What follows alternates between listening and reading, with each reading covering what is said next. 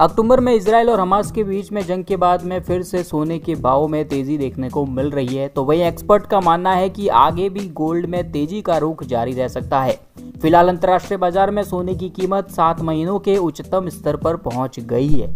नमस्कार, स्वागत है आप सभी का गोल्डन इंडिया की इस प्रेस वीडियो में। तो आइए दोस्तों जानते हैं कि साल 2024 तक सोने और चांदी की जो कीमतें हैं वो कहां तक पहुंच सकती है।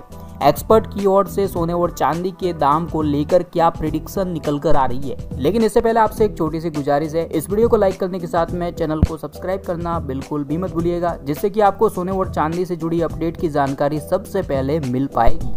दोस्तों फिलहाल सोने का रेट अपने 2 साल के उपले स्तर पर है। दुनिया के कई ताकतवर देश, विकसित कंट्री जो है अभी मंदी से जूझ रहे हैं। इजराइल हमास जैसे देशों के बीच में भू राजनीतिक तनाव जारी है, तो दूसरी ओर कई देशों के राष्ट्रीय बैंक गोल्ड रिजर्व को बढ़ाने में लगे हैं। ऐसे में साल 2024 में सोने और चांदी के दाम क्या रह सकते हैं, चलिए इसके ऊपर थोड़ा विश्लेषण करते हैं।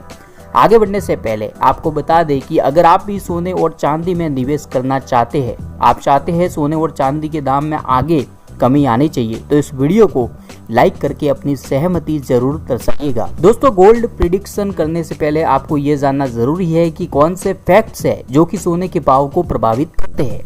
नंबर 1, डॉलर का रेट। डॉलर का भाव सोने की कीमत को सबसे ज्यादा प्रभावित करता है, क्योंकि जब भी डॉलर की कीमत कम रहती है तो भारत में सोना सस्ती दर पर मिलता है।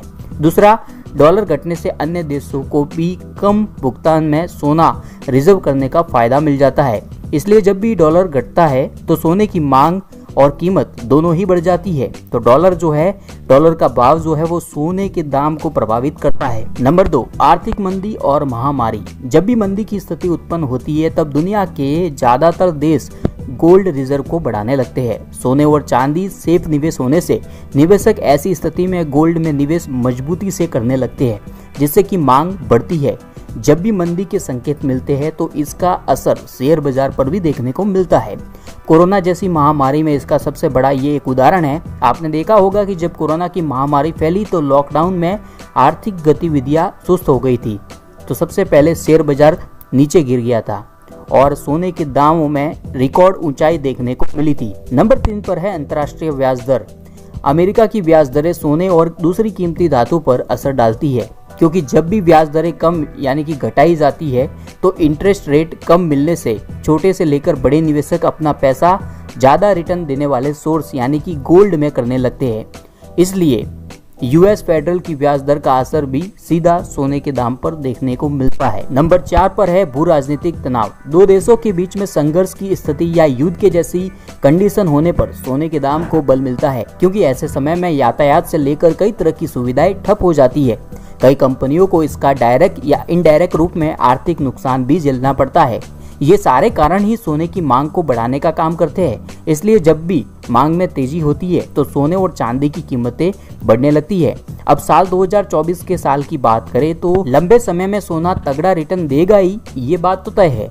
फिलहाल सोने का भाव 7 महीनों के उछले स्तर पर है। ऐसे में हमने एक्सपर्ट की राय ली। HDFC सिक्योरिटीज में कमोडिटी के हेड अनुज गुप्ता का कहना है कि साल 2024 में सोने का भाव 65 से 67 हजार रुपए तक जा सकता है।